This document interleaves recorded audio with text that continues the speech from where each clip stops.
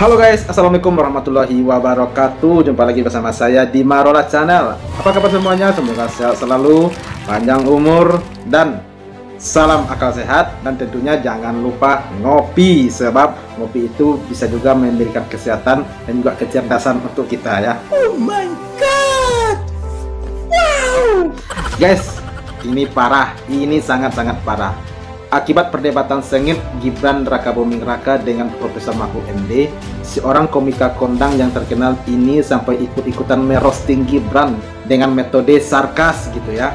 Dan tak ketinggalan pula para pendukung capres dan cawapres nomor urut 3 itu ikut-ikutan memparodikan Gibran di depan Mahfud MD secara langsung. Nah, ini parah, ini benar-benar parah. Oke guys, daripada penasaran seperti apakah aksi-aksi mereka, mari kita saksikan.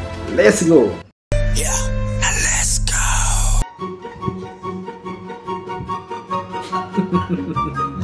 Ini saya rasa sampai kapanpun akan ada, akan teringat terus ya. Prof Mahfud. Jadi lucu jadinya. Nyari-nyari di mana ini jawabannya? Aduh, bingung. Ari Keriting ternyata. Cawapres tadi malam, Keriting. saya semakin bingung mau menentukan. Aduh, pilih mana ini ya? Bingung. Karena di debat cawapres yang semalam itu, Mas Gibran, Caimin, dan juga Pak Mahfud Ya. semuanya tampil luar biasa. Ya, luar Caimin biasa. yang debat sebelumnya Mantap. tampil tidak meyakinkan dengan selapat selepet tadi malam. Luar biasa Caimin. Ya. Bahkan saya merasa ini mungkin bukan Caimin. Caimin yang asli mungkin diculik di Rengas Dengklok. Jangan sampai Di Pak Rengas Anies semuanya Dengklok. mencari Caimin. Kejauhan Soalnya itu. Caimin tadi malam tampilnya mantap sekali. Ya. Pak Mahfud juga sangat luar biasa sih dengan pengalamannya yang sedemikian banyak di Ya. legislatif, di eksekutif, Ya, profesor bahkan tentu yudikatif dong. juga Pak Mahfud bisa memberikan gambaran dan bayangan yang sangat menyeluruh, sangat Ya. memuaskan mendengar semua penjelasan Ya. Pak Mahfud. Ya, Mas setuju. Gibran juga luar biasa. Ya, apalagi Gibran ya, benar-benar luar biasa. Malam juga tetap berenergi. Hebat Mas Gibran. Ya. Tiga-tiganya bagus sekali. Salut. Siapa dong ini? Tapi menurutku sejauh ini Mas Gibran sih yang ide-idenya itu mind blowing. Ini Ya. salah satunya nih. Tambang ya. ilegal mau dicabut iupnya. Woi, the Iya. best Mas. Iya, the Biar best hancur itu. tuh tambang-tambang ilegal, cabut aja izinnya. Ya, ini sarkas ya, guys. Belum Ini lagi sarkas, tata ya. keramanya. Etikanya itu luar biasa. Caranya menghadapi orang tua itu santun sekali. Tidak ada gestur-gestur yang terlihat merendahkan lawan bicara. Iya, ya. Ini harus dicontoh oleh anak muda di seluruh Indonesia. Ya. Iya kan? Tiga-tiganya berkualitas. Makin bingung deh pilih siapa. Mana nih, Bang Iya. Ari nih, Dan kita juga bisa mencontoh Bang Ari ini guys dalam menilai seseorang. Beliau tidak pernah merendahkan ketiga cawapres tadi ya yang dia katakan. Bisa sampai di rumah Nona marah saya lagi nih. Udah ke bawah mobil lah. Ya, Debat capres cawapres kemarin. mantap. Bang Ari memang luar biasa ya, memang komika dia. Memang mantap dia. Cari apa tuh?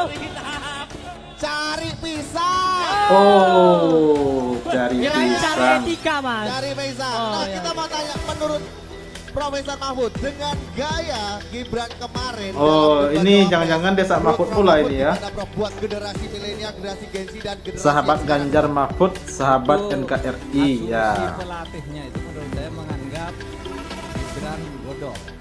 Dan Iya. menganggap saya juga bodoh. Iya, iya. Dikerjain kayak gitu kan. Oh! Jadi Mas Gibran itu dilatih agar gini-gini biar mempermantap saya. Iya, iya, iya. Padahal yang dilihatkan Mas Gibran tuh nada isinya, sehingga saya katakan ini pertanyaan receh. Iya, iya. Kenapa receh?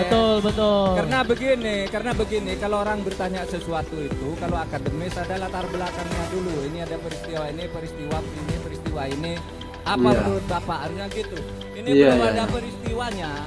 Langsung tanya apa menurut Bapak tentang ini? Itu kan secara akademis untuk anak SD kelas 3.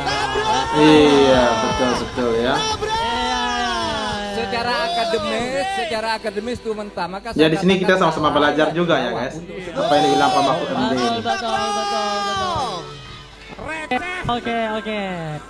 Ya siapa tahu nanti di antara kita ada menjadi capres atau cawapres nanti.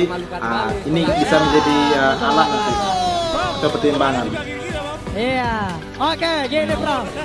Gini, kalau orang mengatakan saya besok kalau jadi presiden atau Ya. wakil presiden, saya akan menegakkan hukum. Misalnya, ya, yaitu nanti dilihat aja rekam jejaknya. Apakah orang-orang yang seperti ini memang punya rekam jejak tidak melanggar hukum? Iya, iya. Saya akan melindungi hak asasi manusia. Apakah rekam jejaknya memang dia bersih dari pelanggaran HAM?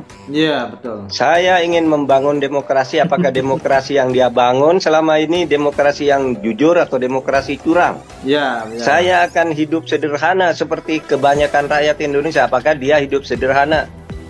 Kalau misalnya bajunya saja harganya 17 juta, arlojinya 60 juta, sepatunya 80 juta, dan sebagainya. Nah gitu tuh semua catatan yang harus dikonfirmasikan. Pakai uang negara buat kepentingan pribadi nggak boleh. Betul juga yang dibilang Pak Mahfud. Pakai uang negara, pakai uang pribadi. Uang pribadi buat Nggak boleh itu, nggak boleh. Bang Masinton, Nggak boleh, makanya tidak ada kerugian negara di saya lanjutkan sana. lagi. Sebenarnya ada sesuatu yang lebih parah. Ya kan, pergi berjalan ke kota Tegal, pulangnya mampir ke pasar beli celana jeans. Cakep. Kalau yang namanya tambang ilegal sudah pasti bukan nggak punya izin. Cakep. Jadi masa tambang ilegal Mantun dia. mengatasinya dicabut izinnya? Ya izinnya memang nggak ada yang namanya tambang ilegal. Itu lebih parah menurut saya daripada yang tadi flash. Bang Masinton, Ya, Prof Mahfud juga sempat mention soal food estate. Selamat. iya. Jadi ini tugas yang berat memang sama si mbak-mbak ini karena Saya nggak merasa berat, Bang.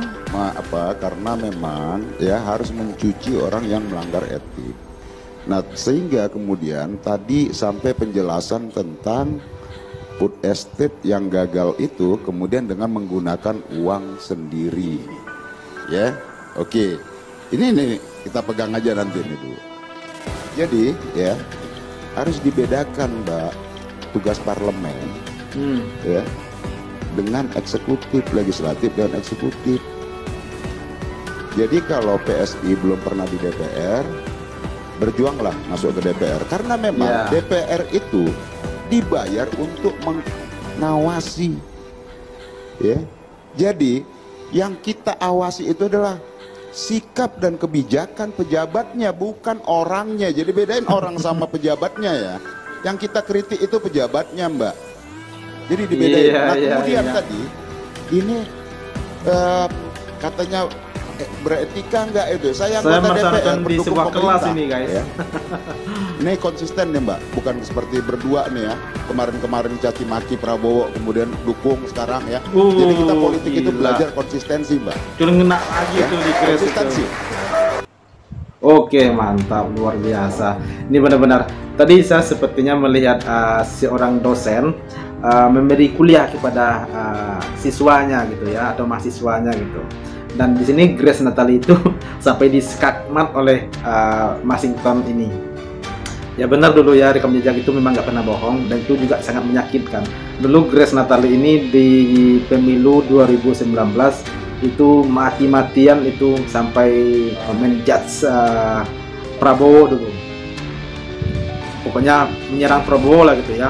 Dan dia tidak pernah memihak kepada Prabowo. Pokoknya dia sangat menyerang pribadi Prabowo dan juga latar belakang Prabowo juga dulu. Namun sekarang Grace Natali malah bergabung kepada timnya Prabowo. Itu kan memang apa itu namanya? Silakan nilai sendiri ya guys ya.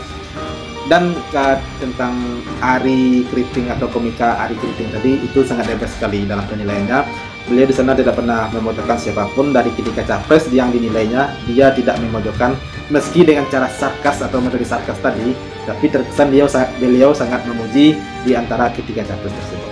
Nah, oke guys, video reaksi kita hari ini cuma kasih banyak bagi yang telah nonton dan nantikan terus video berikutnya dari Marola Channel. Thank you. Thanks for watching.